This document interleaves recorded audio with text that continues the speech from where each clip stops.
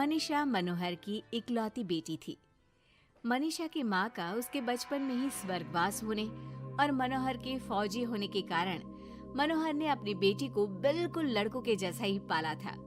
उस दिन देर रात को मनीषा का इंतजार करते हुए मनोहर और उसका नौकर रामू बात कर ही रहे थे कि मनीषा अपनी कार में ऑफिस से घर आती है। अरे रामू काका, बड़ी भूख लग रही है, जल्दी से खाना लगा दो। और कल मेरे कुछ खास क्लाइंट्स घर पर लंच के लिए भी आ रहे हैं, तो कुछ अच्छा सा बना देना। और बताओ मनीषा बेटा, ऑफिस का काम कैसा चल रहा है? और अगले हफ्ते हमारी कंपनी नया प्रोडक्ट लॉन्च करने वाली है। पता है पापा, मुझे इसका हेड बनाया जा रहा है। अरे वो ये हुई ना मेरी शेर बेटे वाली बात। वेरी गुड बेटा। 2 हफ्ते बाद मनोहर को उसके दोस्त किशन का फोन आता है। अरे मनोहर, हमारी मनीषा बेटी के लिए एक बहुत अच्छा रिश्ता आया है। लड़का इंजीनियर है दुबई में। तू कहे तो बात आगे बढ़ाऊं? हाँ, रिश्ते की बात तो आगे बढ़ा ही सकते हैं, लेकिन लड़के वालों की कुछ शर्तें भी तो होंगी ना, मतबला लेन देन वगैरह। अरे यार, लेन देन जैसी तो कोई शर्त नहीं है उनकी। बस लड़की पढ़ी लिखी और घरेलू होनी चाहिए, जो कि यहाँ इंडिया में अपने सास ससुर की सेवा करे और घर संभाल सके। अरे यार किशन, तू तो मनीषा को जानता ही है, पढ़ी लिखी और जिम्मेदार तो है वो, लेकिन घर के नहीं बाहर के कामों में मुझे नहीं लगता कि वो मानेगी। लेकिन फिर भी मैं उसे पूछ के बताता हूँ तुझे।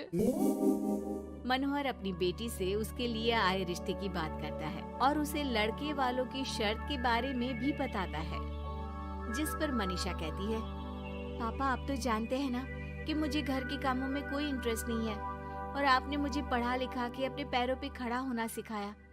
क्या इस दिन के लिए कि एक दिन मैं शादी करके किसी का घर संभालूं? ना, मुझे नहीं करनी शादी वादी, आप मना कर दो उन्हें।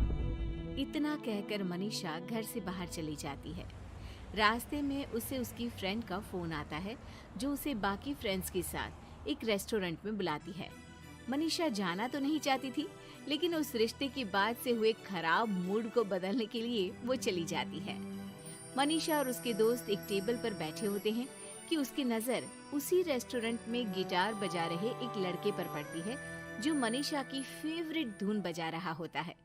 मनीषा झट से सारी बातें भूलकर उस गिटार की धुन में खो जाती है। थोड़ी देर बाद सब उस लड़के की परफॉर्मेंस पर तालियां बजाते हैं, तो मनीषा भी स्माइल करके तालियां बजाने लगती है। उसी शाम जब मनीषा घर जा रही होती है, तो उसे वही लड़का दिखता है जो रेस्टोरेंट में गिटार बजा रहा था। वो अपनी गाड़ी रोककर उससे पूछती है कि हाय, तुम वही हो ना जो थोड़ी देर पहले रेस्टोरेंट में गिटार बजा रहे थे? I am so impressed with your talent. Actually वो मेरी फेवरेट धुन थी। जी थैंक यू। ये मेरा शौक भी है और इससे मेरी थोड़ी बहुत गुजारे लायक कमाई भी हो जाती है। अच्छा, और क्या करते हो? जी मैं कॉफ़ी बहुत अच्छी बनाता हूँ। और कॉफ़ी के अलावा भी बहुत कुछ। एक्चुअली मुझे खाना बनाने का बहुत शौक है और खाली समय में या तो मैं गिटार बजाता हूँ या फिर कुकिंग करता हूँ। इसी तरह बहुत देर तक बातें करते करते दोनों एक दूसरे को अपना नंबर देते हैं और फिर धीरे धीरे पहले उनके बीच गहरी दोस्ती और फिर प्यार हो जाता है। फिर एक समय आता है जब दोनों शादी करने का फैसला करते हैं। मनीषा अपने पापा को गौतम के बारे में सब बताती है। मनोहर को गौतम बहुत अच्छा तो नहीं लगता, लेकिन अपनी इकलौती बेटी की खुशी के लिए वो हाँ कह देते हैं। दोनों की शादी हो जाती है। और एक दिन, अरे गौतम बेटा, क्या बात है? बहू रानी तो आते ही दफ्तर जाने लगी। सुबह जाती है, देर रात को आती है, और तू घर पे रहता है, तो घर भी तुझे ही तो संभालना पड़ता होगा ना अभी। जी आंटी जी, वो मेरा काम कुछ कम ही चल रहा है और घर चलाने के लिए किसी को तो दफ्तर जाना ही पड़ेगा ना, तो मनीषा ही चली जाती है और मैं घर पे रहकर सारा दिन करूँगा क्या, तो घर ही संभाल लेता हूँ। हाँ बेटा, कह तो तू सही रहा है, लेकिन समाज को क्या कहेगा? समाज के भी कुछ नियम कायदे होते हैं, लेकिन यहाँ तो उल्टी ही गंगा बह रही है। अच्छा, मैं तो चलती हूँ बेटा। रात को मनीषा घर आती है तो गौतम उसे कहता है कि सुनो, आज हरलीन आंटी आई थी। कह रही थी कि आसपास के लोग बातें बनाने लगे हैं कि तुम मर्दों की तरह काम पे जाती हो और मैं औरतों की तरह घर संभाल रहा हूँ। हाँ, पर तुम तो जानती ही हो ना कि मैं शादी से पहले से जॉब कर रही हूँ, तो फिर अब अचानक से मैं खुद को कैसे बदलूं? एक काम करते हैं, तुम कुछ महीनों के लिए घर से ही ऑनलाइन सारा काम कर लो और हो सके तो घर के काम ट्राई भी कर लो, और मैं बाहर जाकर अपने लिए पक्की नौकरी ढूंढता हूँ। मनीषा मान जाती है और फिर शुरू होती है उनकी नई दिनचर्या। ये लो गौतम, तुम्हारा नाश्ता, चाय और टोस्ट। ये टोस्ट है या किसी नक्शे का काला प्रिंट आउट? अरे मेरी माँ चाय में चीनी डालते हैं, नमक नहीं। ठीक है, मैं क्या करूं? चीनी और नमक एक जैसे ही तो दिखते हैं ना। तुम्हें खाना है तो खाओ, वरना ऐसे ही जाओ।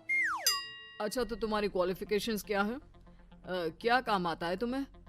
जी, मैंने वैसे तो बीकॉम किया है, लेकिन काम का कोई एक्सपीरियंस नहीं है। एक्चुअली मेरे पेरेंट्स ने ज़बरदस्ती मुझे ये डिग्री करवा दी थी। मुझे तो गिटार बजाना ही पसंद है सर। ठीक है मिस्टर गौतम, जब हमारी कंपनी को किसी गिटार परफॉर्मेंस की ज़रूरत होगी तब आपको बुला लिया जाएगा। फिलहाल के लिए आप जा सकते हैं। जॉब ना मिलने के दुख में मुख लटकाए गौतम घर आता है तो देखता है कि अरे ये क्या मनीषा, सारा घर बिखरा पड़ा है और ये किचन की ये हाल। अरे सब ठीक तो है ना? सब ठीक है गौतम, बस मुझे भूख लगी थी तो सोचा कुछ बना के खा लूं, लेकिन मुझे कोई सामान मिल ही नहीं रहा था और फिर पता चला कि गैस भी खत्म हो गई है और मुझे सिलेंडर बदलना नहीं आता। अच्छा, क्यों ना हम बाहर से ही खाना मंगवा ले? हाँ, अच्छा ये तो बताओ, तुम इतने उदास क्यों लग रहे हो? अरे क्या बताऊं, मुझे नौकरी ही नहीं मिली, लगता भी नहीं कि मिलेगी कभी। दोनों उदास होकर एक दूसरे की तरफ देखते हैं, फिर थोड़ी देर बाद हंस पड़ते हैं। मुझे लगता है हमें वही काम करना चाहिए जो हमें अच्छे से आता है,